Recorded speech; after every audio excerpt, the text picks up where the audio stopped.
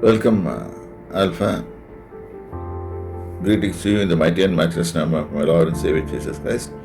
இப்பொழுதும் படிக்க எடுத்துக்கொண்ட வேத பகுதி மத்தேயு சுவிசேஷத்தில் எடுத்துக்கொள்வோம். இயேசு கிறிஸ்துவனுடைய வாழ்க்கையை கொஞ்சம் சிந்திப்போம். இது வர சின்னங்கள் எல்லாம் கொஞ்சம் சிந்திப்போம். அவர் வார்த்தையை நம்ம சிந்திக்கும் போது இப்போ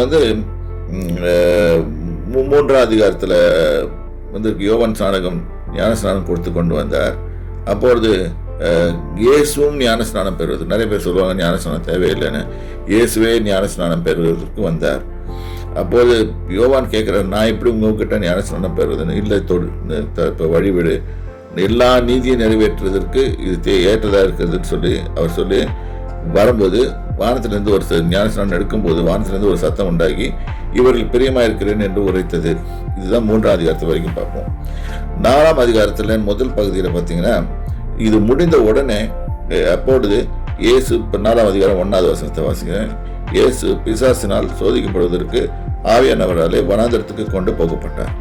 இனிமேல் இந்த வார்த்தை, இந்த வசனத்திலிருந்து நம்ம அறிந்து கொள்ள வேண்டியிருக்கோம். he is being controlled by the Holy Spirit. ஆவியானவரோட கண்ட்ரோலுக்கு வந்தாச்சு. இனிமே அவர் தேவனுடைய சித்தத்தின்படி தான் நடக்க முடியும். ஆவியானவரோட கண்ட்ரோல்னா தேவனுடைய சித்தத்தின்படி நடக்க நம்மளே நாமே ஒப்பு கொடுக்குறோம். அப்போ ஆவியானவர் கண்ட்ரோல் வந்தோன்னா அவர் சொல்கிறபடி தான், தேவன் என்ன நினைக்கிறாரோ அதன்படி செய்யறதான் போகிறோம். அவர் அந்த லாஜிக் படி பார்த்தீங்கன்னா அவர் நேராக ஆவியானவரே வனாந்தரத்துக்கு கொண்டு போகப்பட்டார். அவருக்கு இரவும் பகலும் 40 நாள் உபவாசம் இருந்த பிறகு அவருக்கு பசி உண்டாயிற்று. இப்போ பசி உண்டாயிட்டு என்று சொல்லுகிறோம். எல்லா மனுஷனுக்கும் அது 40 நாள் தான் பீரியட். சயின்டிஃபிக்கலி பார்த்தோம்னாலும் 40 நாள் தான்.